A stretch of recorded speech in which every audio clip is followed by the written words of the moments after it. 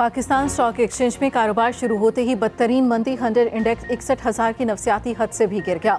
1519 points की मंदी के साथ 100 इंडेक्स 60,100 पॉइंट्स पर आ गया।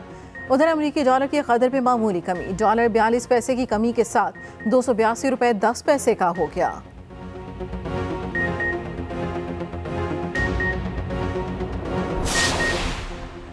मुल्क के बालाई इलाकों में ठंड की हुक्मरानी, मैदानी इलाकों में धुंध का रास, करदू में पारा -8 डिग्री तक चला गया। खून जमा देने वाली सर्दी, लोग घरों तक महदूद।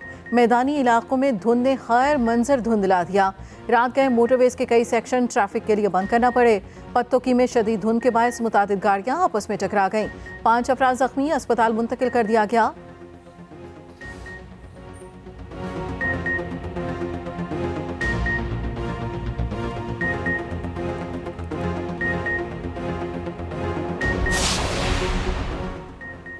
आम इंतखाबात के लिए दूसरे मरहले का आगाज, कागजाती नामजदगी की जांच पड़ताल जारी। स्क्रूटनी का अमल 30 दिसंबर तक जारी रहेगा।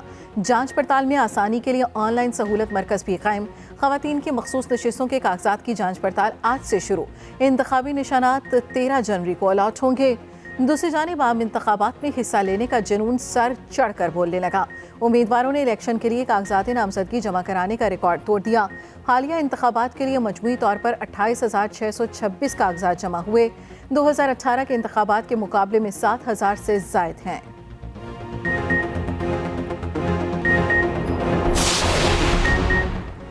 कागजाती नामजदगी जमा कराने वाले उम्मीदवारों के खिलाफ नया आईनी शिकंजा तैयार। मालियाती इदारों, यूटिलिटी बिल्स के डिफॉल्टर्स उम्मीदवारों से फौरी वसूलियां की जाएंगी। उम्मीदवारों के नामों की क्लियरेंस नैब, एंटी करप्शन, पुलिस, FIA से भी ली जाएगी। कर्ज अदा न करने वाले डिफॉल्टर्स उम्मीदवारों को नाअहल करार दिया जाएगा।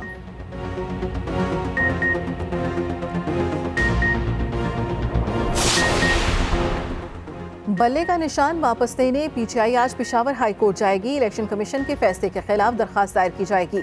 परवेज खट्टक कहते हैं, मुझे बल्ले की ऑफर हुई थी, मैंने इनकार कर दिया। कहा बल्ला हो या ना हो कुछ फर्क नहीं पड़ता। तर्जुमान इलेक्शन कमीशन ने परवेज खट्टक के दावे की तरदीद कर दी। कहा परवेज खट्टक समेत किसी को बल्ले के निशान की पेशकश नहीं की गई। दूसरी जानिब PTI ने परवेज खट्टक के बयान को बल्ले का निशान हथियाने की साजिश करार दे दिया।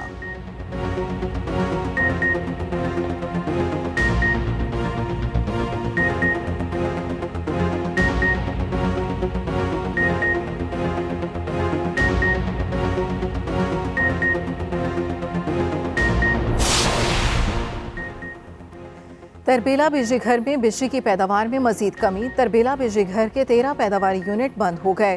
तरबेला बिजली घर के सिर्फ 4 पैदावारी यूनिट बिजली पैदा कर रहे हैं। तरबेला बिजली घर में बिजली की पैदावार 381 मेगावाट पर आ गई।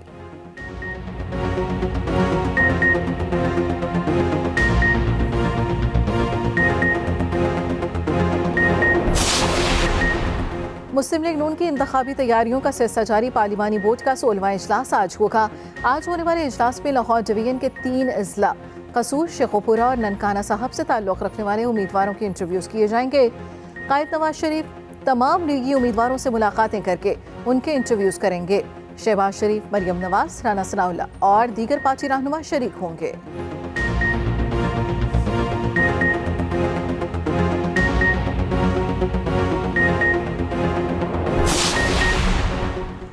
इसराइल की दहशतगर्दी का सिलसिला ना रुका। 24 घंटों में 250 से ज़ायद शहादतें। सेहूनी फौज ने एक दिन में 200 मकामात को निशाना बनाया। अल-मग़ाज़ी पनाह गुज़ीन कैंप पर बदतरीन फ़िज़ाई हमला, 20 शहीद। शोहदा की तादाद 20,600 से ज़ायद हो गई।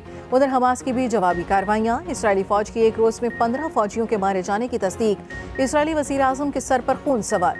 नेतन्याहू का गज़ा में जंग जारी रखने का ऐलान। दूसरी जानिब इसराइल का दमिश्क के जनूब मशरक़ी इलाके पर हमला। जनरल कासिम सुलेमानी के साथ ही ईरानी कमांडर रज़ा मूसवी जाँ बहक। ईरानी पासदाराने इनकलाब का कहना है इसराइल को रज़ा मूसवी के कत्ल की कीमत चुकाना होगी।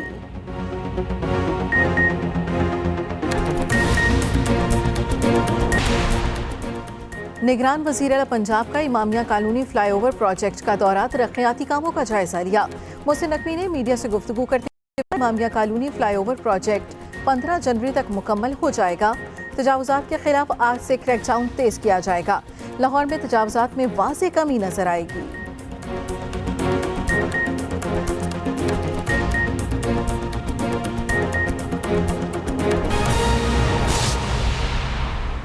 हेडलाइंस आपने जानी, चना हम खबरें और उनकी तफसील। बल्ले का निशान वापस लेने के लिए पाकिस्तान तहरीक इंसाफ की कानूनी टीम आज पेशावर हाई कोर्ट से रुजू करेगी।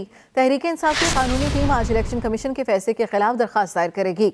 दरखास्त में इलेक्शन कमीशन के फैसले को कलअदम करार देने की इस्तदा की जाएगी। बल्ले का निशान वापस लेने के लिए पाकिस्तान तहरीक इंसाफ की कानूनी टीम आज पेशावर हाई कोर्ट से रुजू करेगी।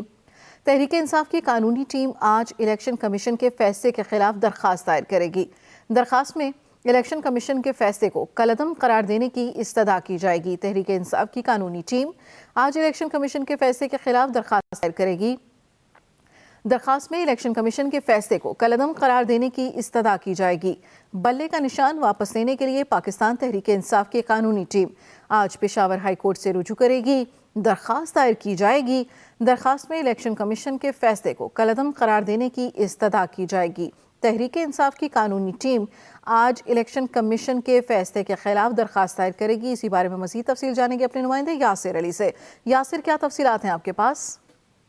बिल्कुल, पाकिस्तान तहरीक इंसाफ ने इलेक्शन कमीशन के फैसले के खिलाफ आज पेशावर हाई कोर्ट से रुजू करने का फैसला किया है और इसके लिए जो रिट है वो भी तैयार की गई है, जिसमें पेशावर हाई कोर्ट से सजा की गई है कि इलेक्शन कमीशन के फैसले को कायम करार दिया जाए।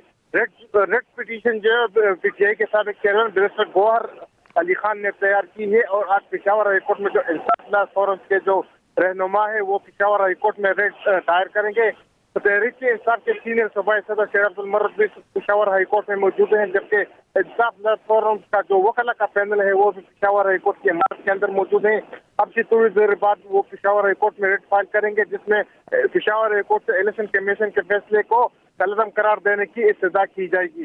तो रिट पिटीशन तैयार कर ली गई है। थोड़ी देर बाद पेशावर हाई कोर्ट में रिट फाइल की जाएगी, जिसमें सजा की जाएगी कि इस रिट को केस को समाप्त के लिए भी जल्द मुकर्रर किया जाए, क्योंकि जो तहरीक इंसाफ के वकला है उनका कहना है कि उन्होंने पिटीशन में ये भी सजा की है कि उनके पिटीशन को जल्द अज जल्द समाप्त के लिए मुकर्रर की जाए, ताकि आने वाले इलेक्शन के लिए उनको बल्ले का इंतखाब के लिए जिसके लिए वो रेट फाइल कर रहे हैं उनको अपना इंतखाबी निशान भी जल्द अज जल्द मिले। तो तो रिट पिटीशन में ये भी सजा की जाएगी कि जो बैट का निशान है और जो केस की समाप्ति है वो जल्द अज जल्द मुकर्रर की जाए। एक दो रोज में वो कोशिश करें कि एक दो रोज में इस पिटीशन को समाप्त के लिए मुकर्रर किया जाए, जिसमें सजा की जाएगी कि इलेक्शन कमीशन के फैसले को कलअदम करार दिया जाए। जी बहुत शुक्रिया यासिर अली।